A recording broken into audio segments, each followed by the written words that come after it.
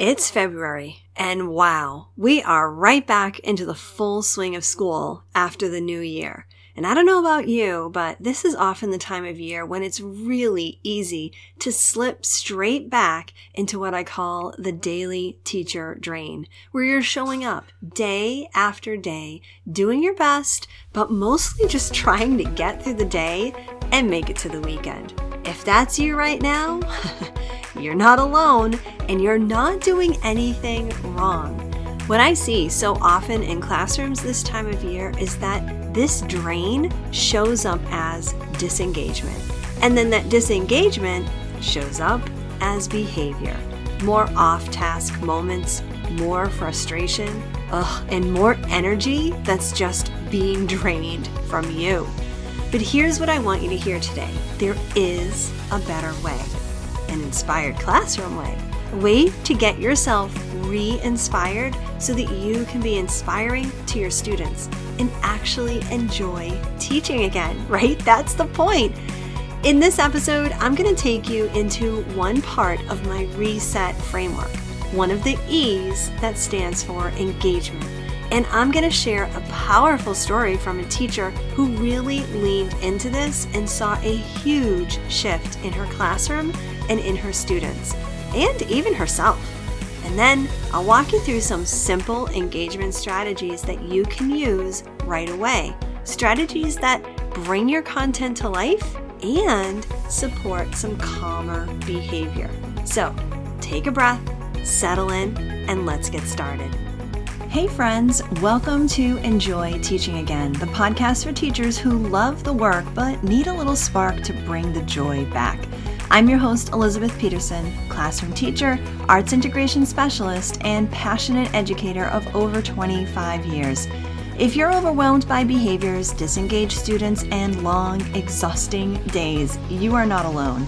But together, we can turn things around and you can teach with confidence and purpose again. So locate that cold coffee of yours, find your favorite pen, I know you have one, and let's dive in. It's time to get inspired and enjoy teaching again.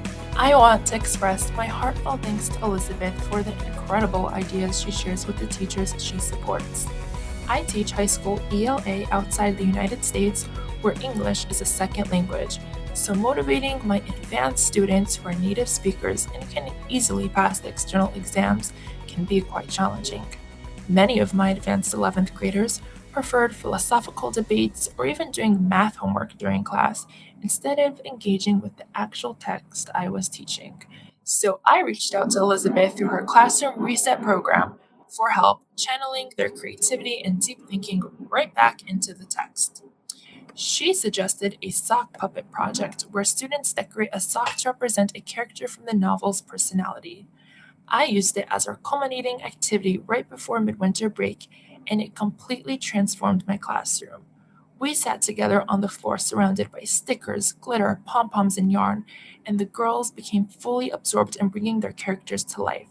Students who up until now felt disconnected from the novel suddenly found themselves deeply engaged as they tried to capture each character's essence. Their puppets now sit proudly on a shelf in our classroom, and from then on out, the girls were completely absorbed in the text taught during class as they are now personally connected to the characters. Elizabeth's ideas don't just fill lesson plans, they transform classrooms. She helped me guide a group of bright, philosophical, yet unmotivated teens into meaningful and joyful learning. I'm so grateful for the inspiration she brings to teachers everywhere. Thank you, Elizabeth. Isn't Rachel's story so great? I love that she really took the time to think about how she could truly engage her students because she was having some issues. Her challenges were that her students were disengaged. They were really struggling to buy into the book that she was reading with them, Animal Farm. Their motivation was low and the behaviors were starting to creep in.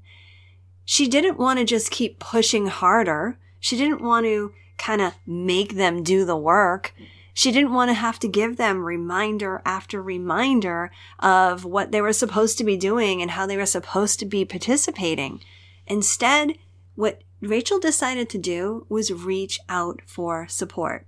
Now, Rachel is part of the Classroom Reset, my 6-month experience for teachers who are ready to take a good look at what they're doing and reset and refine parts of their teaching so that they can truly start to improve student behaviors and enjoy teaching again. And inside the program, she, as well as all the other teachers inside, can reach out for support with whatever they want. And then she and I went back and forth and we talked about all the different things that she's struggling with and how we can help her specific students using her specific content to really re-engage them.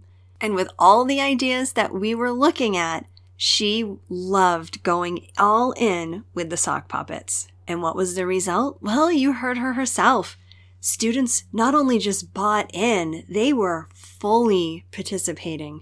The energy was shifting, and it was shifting for her students and for herself. She was excited about teaching the themes. The students were excited about talking about the characters and really digging into character studies that were centered around the themes of Animal Farm. This wasn't just about puppets. It was about giving the students an outlet to process learning in a way that truly worked for them. Now, engagement is one of the steps inside my reset framework, and it can be small means of engagement or big, like what Rachel shared. And that's what we're going to dive into today. How to go about connecting some engagement into your content to bring it to life. And what you'll start to find is that doing so, bringing more engagement strategies into your classroom, will help with learning and improve student behavior. You see, engagement isn't about entertaining our kids, right? It's not about adding more work for yourself. And believe it or not, it's not about being the fun or the cool teacher. Instead, engagement actually can be used as a tool to help prevent certain things like off-task behavior.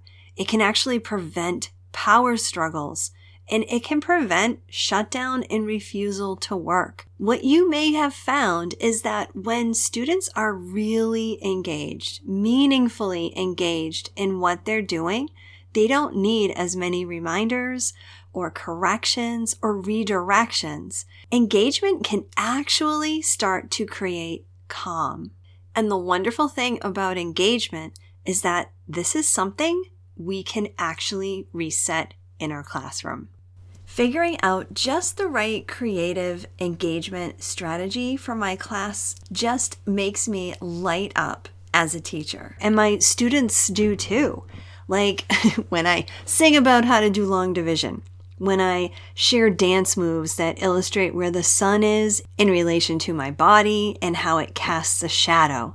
Getting 11-year-old boys to chant multiples of 4s while doing high knees? Yeah. Sign me up, right? So how do you come up with these ideas? Well, I'm going to get you started today. But you can also do what Rachel did and join the Classroom Reset, because inside I share so many engagement strategies using creativity, including creative challenges, how to use arts integration, and how to use play to engage your students. Plus, you'll get my one-on-one support where we can chat together about what will work for your particular students. Now, let's talk about how to figure out what kind of engagement is going to work for your class. One way to do this is to identify your class's personality. Now, I don't know about you, but over the years, I have noticed that classes have personalities. It definitely has something to do with the teacher, but also about the particular group of students that are grouped up together. And I've noticed personalities of classes, my own self-contained classrooms over the years, how every year it's like a different type of class that kind of forms. I've also noticed this with other teachers. Other teachers seem to have classes that tend to just kind of have a little bit of a personality. And I've noticed it when I was teaching music or teaching integrated arts last year, where every class that came into my room multiple different classes a day, everyone had just a different feel to them, a different vibe. So something you can think about is kind of figuring out what your class's personality might be. Do they like a certain art form, like dance or visual art or music or drama?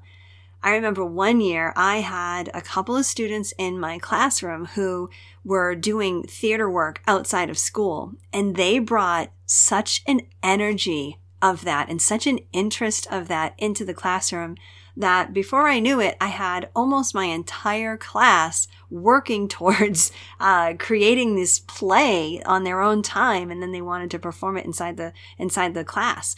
But what was really cool was that I could utilize some forms of drama in the classroom to bring some of the content alive, which was really kind of fun. Maybe you have a class of students that like stories, or maybe they're super hands-on. Maybe they like to get up and move, or maybe they are the type of class that just tends to sit and listen. Whatever it is, feed into that. Another strategy is to start with your comfort zone, because your energy as the teacher truly, truly matters. For me, it's always been music. I often will sing about or have rhythms for what we're learning, and the kids feed off of that energy. It's like contagious. I will often, have a little ditty that I like to sing and chant while we're doing long division to help the students remember that, and it gets the entire class engaged with that.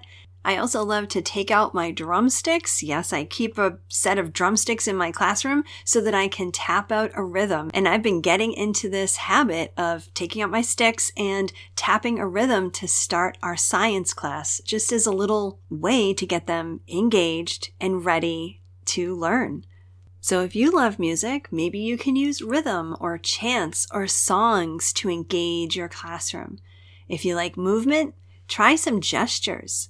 Or even acting or tableau. If it feels natural to you, it will just naturally become part of what you do with your students. And that is going to be contagious. That energy that you bring is absolutely contagious. And what these types of strategies do is it gives students a place to put their energy, which is why behavior improves. So, for example, if you're chanting multiples in math with music and movement, then the students are focusing on that, focusing on their body moving, regulating their systems so that they can actually be ready to do even more learning once they're done. If you're acting out science concepts, well then students are able to internalize those concepts even more through their acting, all while using the energy that it takes to, think about what you're acting, how you're moving, what the science concept is and how you're portraying that. There's just so much energy that goes into that. That's what makes acting and singing and dancing so engaging. The last thing I want you to keep in mind here is that you can use strategies that are small and even repeatable. This doesn't have to be some overhaul of a lesson. It doesn't have to be some huge, elaborate project that you do to keep your students engaged in something. You don't have to do an entire arts integrated, project. Instead, consider one strategy or one moment inside the lesson. For example, let me give you one of my absolute favorite engagement strategies of all time, and that is Tableau. And with the right group of students, this can work so well. Tableau, if you don't already know, is where you ask your students to, in a small group, freeze in a pose that goes along with your content. So this is a natural, definitely an elegant fit with just about anything in social studies or ELA. If you're reading a selection in a text and you want to check their understanding of what's going on, you can have small groups of students actually make a tableau, make a frozen picture of a point in the scene. Maybe it's the climax of the story, or maybe it's what happens to make the initiating event in the story. And of course, you can also do this with various points in history. And again, it just helps the students to solidify their understanding of a concept. The idea here is that you're engaging your students, but you're also really getting them thinking from a different perspective, getting them thinking in a different way. It just is a great way to think about engagement. And if you actually find a strategy that really works for your students, the best part is you can use it again and again. Now, here's the thing. If you try a strategy and it's a little rough the first time, that is okay. That doesn't mean it didn't work. Maybe you just need to try it again. And like I've said before, if you start to find something that really works with your class because it's fitting their personality, you're starting to really discover what kind of things they like to do for engagement, then do it again and again. When you start to think about engagement in your classroom this way, this is what leads to better behavior because you're giving students a real way to use their energy. And that doesn't mean you need to throw out your curriculum or throw out your lesson plans. All you need is that one elegant fit that works for your students, for your energy, for their energy, for your content area. So this week, I want you to choose one lesson and one engagement strategy that will really help students to process their learning. Now, if you are really up for some back and forth with me, you can actually book a strategy session with me. I love coming up with ideas with teachers that really fit their group of students. Your content, we're going to look at, what your personality brings to the classroom, what your content is, who your students are. We're going to talk about everything inside this strategy call for you to be able to come up with some really great engagement strategies. If you're interested in doing a strategy session with me, I'll leave the link down in the show notes, okay? Truly, this is my favorite part of working with teachers inside the Classroom Reset. They can contact me anytime and do this type of work with me. So, if you're interested in actually joining the Classroom Reset, getting the entire reset framework that will guide you through all the steps to engagement, as well as creating a culture of care and supporting your students' SEL, go to theinspiredclassroom.com/reset. You will have access to the entire reset framework. You'll earn 1.5 CEUs and you'll get all the personalized support for the entire 6 months. So consider how you can up-level your engagement inside your classroom. All right, let's think about how we can do things the inspired classroom way so that you can truly enjoy teaching again. I hope this episode inspired you, encouraged you, or gave you a fresh idea to try. And if so, I would love for you to take a screenshot and text it to one of your teaching buddies. I'm so grateful that you landed here with me today, and it would mean the world to me if you would leave me a review over on Apple Podcast. Thanks so much for being here, and I'll catch you on the next episode. This is Elizabeth Peterson reminding you to get inspired so you can be inspiring to your students and enjoy teaching again.